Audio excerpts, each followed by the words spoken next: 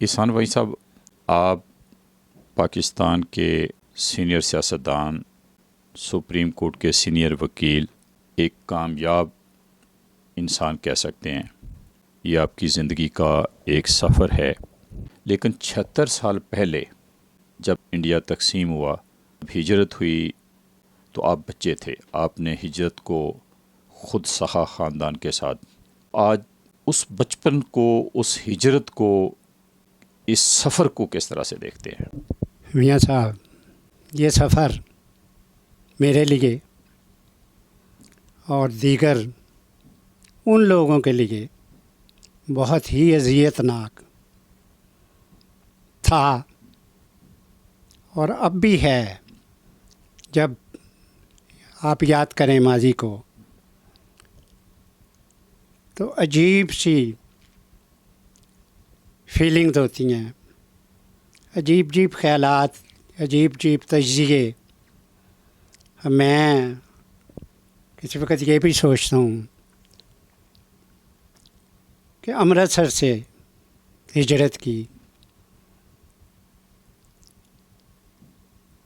اپنے والد صاحب، بہن بھائیوں کے ساتھ،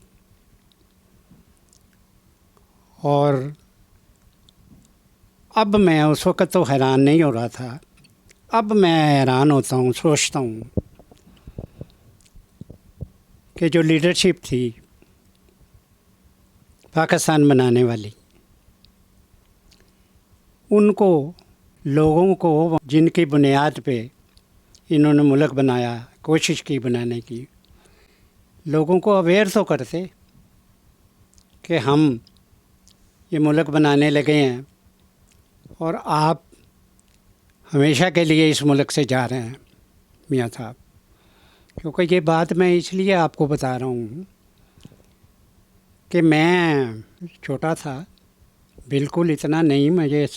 اتنی سمجھ تھی کہ میں باتیں سمجھ جاؤں۔ ہم آخری ٹرین پہ امرتسر سے نکل رہے تھے اور میری والدہ نے، میں بالکل ساتھ کھڑا تھا، والدہ، والد اور میرے بھائی بہنیں، تو والدہ نے کوشش کی کہ میں کو کپڑے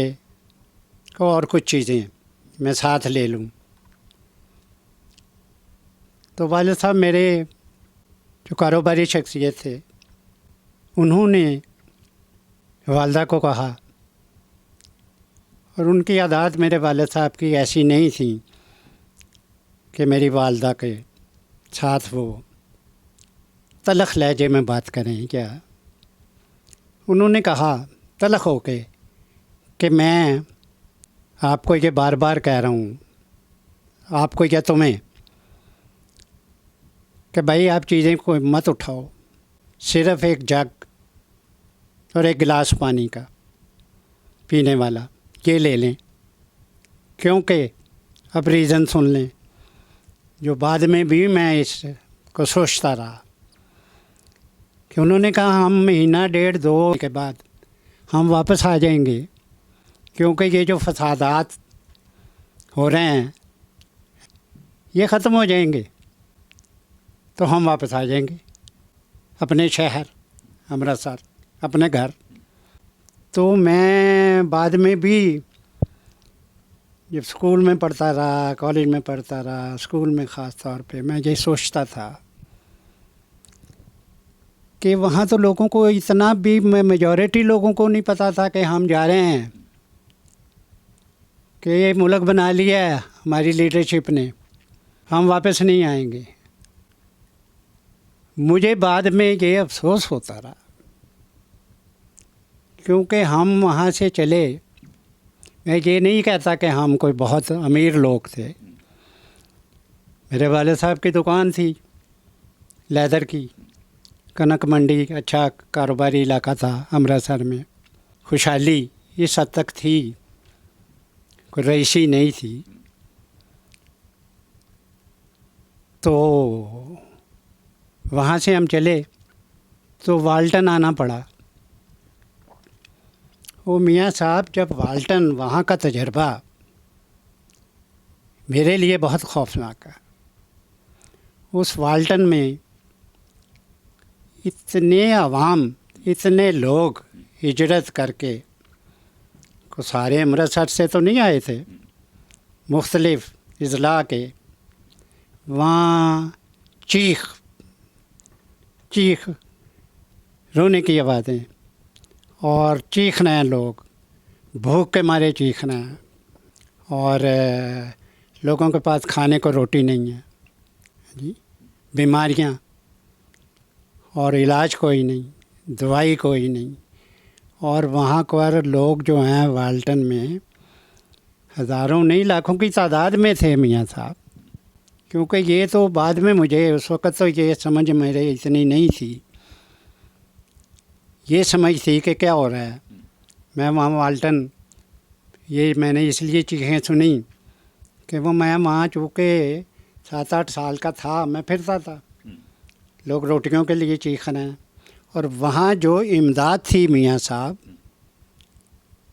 وہ امداد نہ ہونے کے برابر تھی۔ وہاں پر مسلم لیگ کی خواتین جو لوگوں کے لیے، ہزارہا لوگوں کے لیے جو روٹی، سالن اور چیزیں لے کے آتی تھیں، وہ سینکڑوں کے لیے بھی کافی نہیں تھیں میاں صاحب، ہاں جی۔ تو بہت بھوک تھی، بہت اذیت تھی، اور وہاں سے جو لوکل لوگ تھے یہاں، یہ تو ہجرت کر کے لوگ آئے ہوئے تھے، لاہور میں آگے بھی موجود تھے لوگ، لوکل تھے جن کو لوکل بولتے تھے، ہم تو مہاجر تھے میاں صاحب۔ جی جی، وہ اپنے اپنے لوگوں کو لے جا کر ہندوؤں کے چھوڑے ہوئے مکان چکام رہائشیں ہوئے وہ لے جاتے تھے، لیکن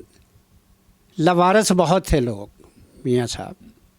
اور بیماریاں اتنی تھیں کہ ہیضہ پھیلا ہوا۔ میاں صاحب مجھے جو سب سے اذیت ناک بچپن میں جو مجھے سفر کرنے کو ملی، کہ میرا سب سے چھوٹا بھائی، کہ میں 7-8 سال کا تھا، وہ تھا کوئی سال ڈیڑھ کا ہوگا، اور خوبصورت بچہ تھا، چونکہ میں خود بھی 7-8 سال کا تھا، مجھے بڑی اٹیچمنٹ تھی، تو ہیضہ پھیلا ہوا تھا بے پناہ، تو وہ بھی ہیضے میں فوت ہو گیا۔ ہم تو ہجرت کرتے ہوئے بچ کے آ گئے، لیکن یہاں پر وہ بچہ، اصغر نام تھا اس کا، وہ فوت ہو گیا۔ تو وہ مجھے اتنا زیادہ صدمہ تھا اس کا، چھوٹا بھائی جس کو میرا مطلب ہے کہ بندہ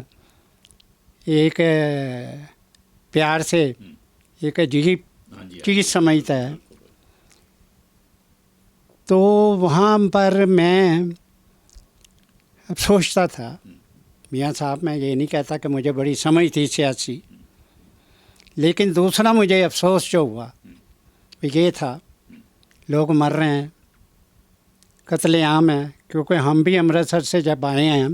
تو آخری گاڑی تھی، اس کے بعد کوئی سیف اینڈ ساؤنڈ نہیں پہنچا۔ تو یہاں پر جو حکمران جنہوں نے پاکستان بنانے کے حلف اٹھائے، حتیٰ کہ جناح صاحب نے بھی بگی، کراچی میں بگیاں، گھوڑے 5-5 6-6 7 ان لوگوں نے بگیوں میں بیٹھ کے حلف اٹھائے، کوئی گورنر جنرل بن گیا، کوئی وزیر اعظم بن گیا جی، اور لوگ بیماریوں سے مر رہے ہیں۔ اور پھر افسوس مجھے بعد میں جب مجھے یہ عقل آئی تو مجھے یہ افسوس ہوا کہ بھائی تم لوگوں کو بتاؤ تو صحیح کہ ہم ملک بنا رہے ہیں، جہاں ہم نے حکومت کرنی ہے، پہلے آپ انگریز کے غلام تھے، اب ہمارے غلام ہوں گے آپ۔ لیکن میں حیران اس بات پہ، جب عقل آئی تو ہوتا رہا کہ بھئی اگر آپ نے غلام ہی بنانا تھا تو پھر سیف اینڈ ساؤنڈ ہی غلام بنا لیتے، پھر قتل تو نہ ہونے دیتے ہجرت میں۔ آپ کے پاس آرمی بھی تھی، پولیس بھی تھی، 33,000 آرمی کے جوان آپ کو مل گئے تھے ہیں جی انگریز سے، تو آپ ان سے ہی کام لے لیتے کہ مہاجروں کو بچا لیتے۔ غلام بنانا تھا نا، تو اس لیے انہوں نے غلام تو بنایا لیکن مرنے دیا، ہجرت میں بھی بچیوں کو بھی ریپ ہونے دیا، اور اس دن سے لے کے پھر میں ظاہر ہے بڑا ہوتا رہا، اسکول میں گیا، لیکن میری سوچ، دو باتیں میرے ذہن سے میاں صاحب نکل ہی نہیں سکیں۔ ایک میرے بھائی کا فوت ہونا، دوسرا یہ بگیوں میں حلف لینا، یہ میرے ذہن سے ہی نہیں نکلا۔ انسان کو میاں صاحب کئی باتیں نہیں بولتی۔